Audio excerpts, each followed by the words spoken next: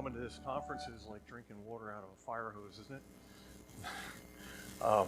And it's really inevitable in something like this that we are going to be treading on each other's verses. But forgive me, we're going to start with this one again.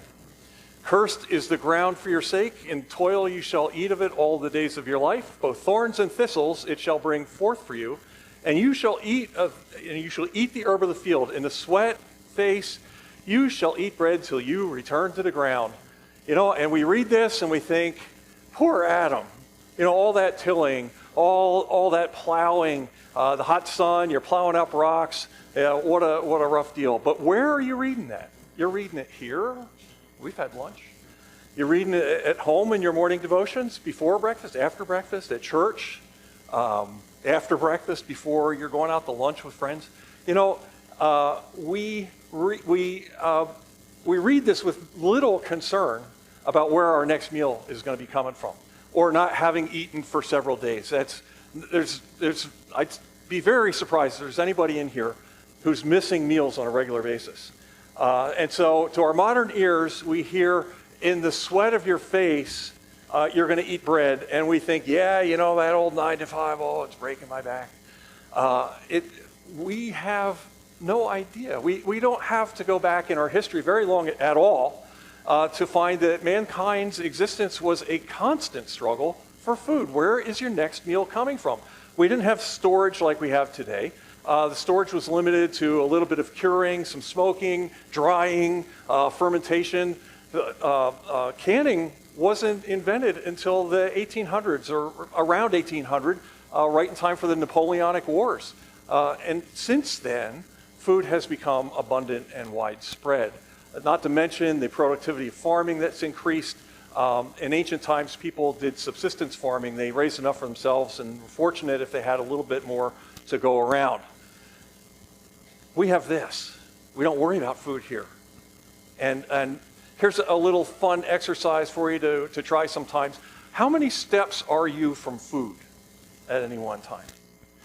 You know, if you're at work, do you have a pantry at work? Do you have vending machines? A couple of steps. Are you near a food mall or a food court at a mall? You know, we're talking about steps. You can step to your car. What's that, 50 steps? You drive to the mall, maybe 100 steps to the food court. Not very far. Are you at home? How long do you get to your refrigerator? 20 steps? 30 steps? Tops? And if you think about it, how much food you have at home, you could eat for a month. It might not be what you want, but you could eat. Even if you're driving across flyover country, you know, you're in your car, you could drive someplace for a snack. You're hardly ever more than 100 or 200 steps from food. It's astonishing. So, in the sweat of your face you shall eat bread is God's warning to Adam, and we think, it's not for us. And it's not for us because we're here. This is a graph of personal GDP, worldwide GDP. Up to like 1800, it was subsistence. It was nothing. And then, as we talked about this morning, we saw compounding of economic growth began around 1800. And we're up there. We have so much money, and we have plenty of food.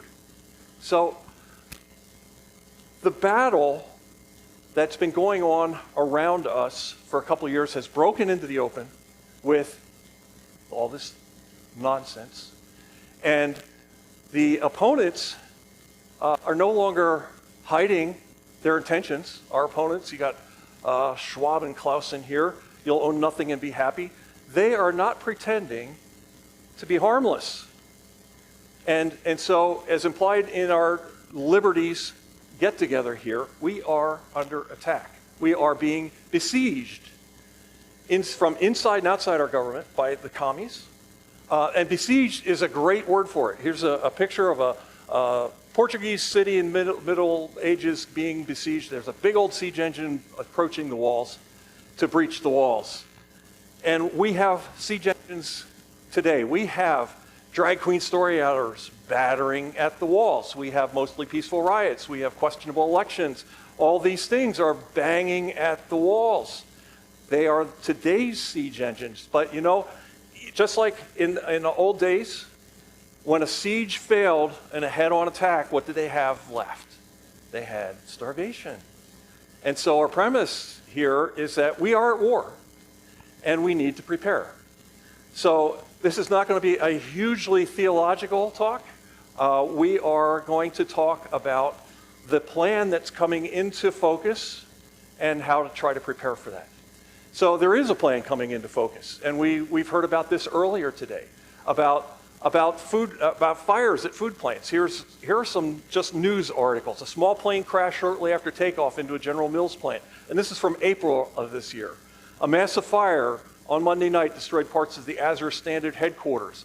A massive blaze at Taylor Farms packaged salad plant in Salinas, California. Airplane crashed into Idaho's Gem State processing facility. Go back a month, March. A major fire forced closure of a Nestle plant in Jonesboro. Penobscot McCrum potato processing facility destroyed by fire. A fire at Maricopa Food Pantry. 50,000 pounds of food burn up. Here's a headline. Surging fertilizer costs make it harder for farmers to earn a living, provide for their families, and feed the world. Land expropriation in the Netherlands. Communists use nitrogen crisis as an excuse to take farmers' farms. We're breathing in and out nitrogen all the time. You know, it's, what is it, 70%, 75% of what we breathe on a daily basis? We have a nitrogen crisis? So who here thought we'd ever have to ask this question? How are we going to keep eating? We never worried about that. Now, I'm not going to go into techniques of how to plant your garden, when to plant your peas, and things like that. The idea here is that we're going to focus on a little bit about how to build a food network, a support community for keeping the food coming in. And so we're going to just outline some of those things. The first thing, with a tip of the hat, a nod to a Sunday school teacher, thank you, Conrad, for bringing this up in a previous Sunday school class. The first thing we need to do is get spiritually prepared, because you know what? Our ultimate goal is not survival. It's not just about getting through this. It's about glorifying God, right, and growing his kingdom. For what shall it profit a man if he gain the whole world and lose his own soul? What does it profit us to keep eating if we're not going to grow the kingdom, if we're not going to glorify God? So we need to thrive in our own faith. Who said, fear not, fear not? I think it was Paul said, don't fear. What are we scared of? We're Christians. Thrive in your faith. Get in the face of other people with your faith. Cultivate that faith in your children. They are the future of Christendom. We have to do those things. And if we get our spiritual house in order, then we can minister to others. So we have to get spiritually prepared for what we're entering into. Get our house in order. The second thing is to build this community. It's certainly a buzzword in our society today. Community, it's all about community, right? But we're going to talk about how to do that. Can you pasture a herd of cattle? Can you raise tomatoes or wheat or berries, apples? Who can preserve them? Those kinds of things. You integrate yourself into that community, which consists of your church. It consists of things like CSAs, which is community-supported agriculture, if you've never heard of that. Farmers markets, buyers clubs, and we'll talk a little bit about skills development. Your church, community, the ones that you commune with on a regular basis. There are people in your church who know how to produce. They know how to plant a garden. They know how to herd cattle or raise rabbits or chickens and those kinds of things. They know how to put them up when they harvest them. And perhaps at harvest time, you can get together with those who know how to do that. Maybe you can do it in your church kitchen. And you can pick their brains. You can learn from them. Maybe you know how to do that, and you can teach people. That's part of the community. And so the learning and the experience, the teaching that you can do within your church, these are important things, and we are going to ignore our churches at our peril. It is our very best community. CSAs are community-supported ag. It sounds great. It's a little socialistic. The idea is that groups of people get together, they pool their money, and they finance a farmer or group of farmers to pre-grow, or they prepay them to grow their food for a season. And so there are about 6,000 or 7,000 CSAs in the United States, which is a surprising number, and it's given rise to a lot of variety. The problem is that there can be some real disappointments, a mismatch of expectations. Is the actual harvest what you expected to harvest? Is there a lack of diversity in the harvest? What about a drought? What if the farmer had a personal tragedy? He got sick, or he went through a divorce, or something like that. The disappointments in a CSA are real. They can be real. And what happens is in CSA, the risk is shared because you're in it together. You've prepaid for the food. Is the food coming? We don't necessarily know that. You need to be flexible in a CSA. It might be a really bad year for tomatoes and a great year for green beans. You're going to need to be flexible if you're engaged in a CSA, just on what it is that you're going to be receiving. Now, to manage expectations, I read this. I thought this was a nice way to try to manage the expectations. One of the CSAs adopted this motto: from the culture of price to a culture of appreciation. In other words, this ain't Walmart. And you need to understand, if you're going to get involved in a CSA, that's what you're getting into. Now, there are advantages of a CSA. The main advantages are that they squash the fragility that we're recognizing now in the distribution and the supply chain.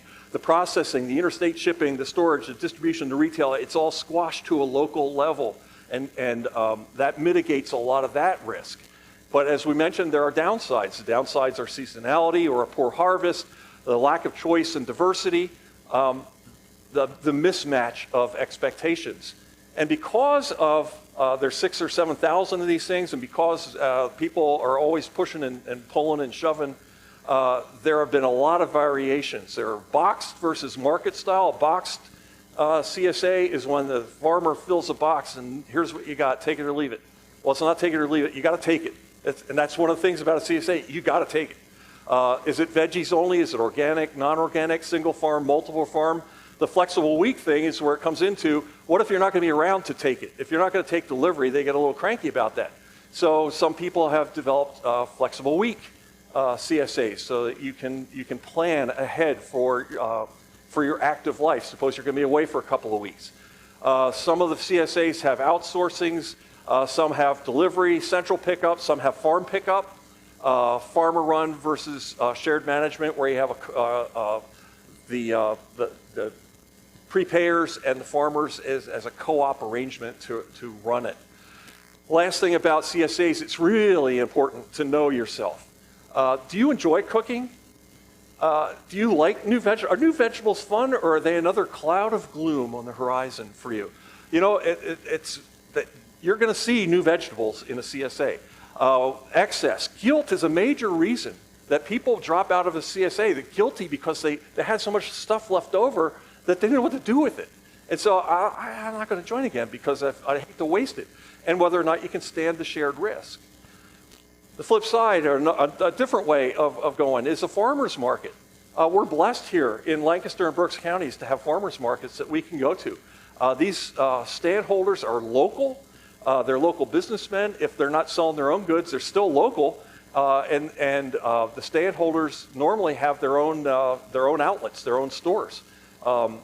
It reverses this idea of from a culture of price to the culture of appreciation. But we can. It gives you the opportunity to develop your local food community. They eliminate the shared risk of the CSAs. We can get to know them, and many have the local outlets. Buyers clubs. They're similar to CSAs in that the club members are local, but you're going to be buying from not necessarily local places in a buyers club. The idea in a buyers club is that you can pool the resources of multiple families and buy in bulk. So it could be much less expensive to buy in bulk. You've got all that buying power that you're bringing to it. The thing about buying in bulk is that it's being shipped in bulk, and so it's being packaged in bulk. And so when it finally arrives, you're going to have to repackage and redistribute. It requires member jars, bags, containers, and that kind of thing. Typically, a buyer's club needs at least 5 or 6 families. They can get very big. And some buyer's clubs have turned into co-op grocery stores. The premise is, again, buying in bulk with multiple families really expands your buying power. When they're properly organized, the club can allow a little bit of regulatory escape. So suppose that your buying club is buying raw milk and it has a refrigerator. Well, you're not selling raw milk, so you're not violating any rules. It allows you to work around an awful lot of regulations that grocery stores and others have to do. But they don't run themselves. It is a business. It takes coordination, and somebody's really got to be in charge. So it's not for the faint of heart. Last, we want to come into skills development. This is what we bring, what you bring to your food community, your food network. And so it gives you an entree into many other kinds of opportunities, because if you know butchering, if you know cheese making, smoking, nutrition, things that you can trade for food, that is going to, you're going to be very welcome in your local community. And you can trade those things for food. Do you know budgeting? Do you know herbal remedies, animal husbandry, any kind of skill? It doesn't have to be related necessarily to food. Carpentry, plumbing, electrical, do you know how to dig a well? Are you a midwife? Are you a farrier or a tailor? You bring these things into your local community to build your food network, because we're all going to be looking out for one another. We need to integrate ourselves into that situation. So this is not about looking back. It's not a back to the earth, back to the land. It's not a nostalgic look back at what a simpler time. I would be happy to keep buying at the supermarket. I'd be happy to not cook my stuff on an open hearth stove. But we need to look forward. We need to prepare, because these things are being thrust upon us. We need to be like the sons of Issachar in 1 Chronicles, the sons of Issachar who had understanding of the times to know what Israel ought to do. We're in that spot right now. We're being given some time. We have some opportunity to build our community, to stand on our Christian faith, to build Christian communities, to continue eating. And that is what I have for you tonight. Thank you.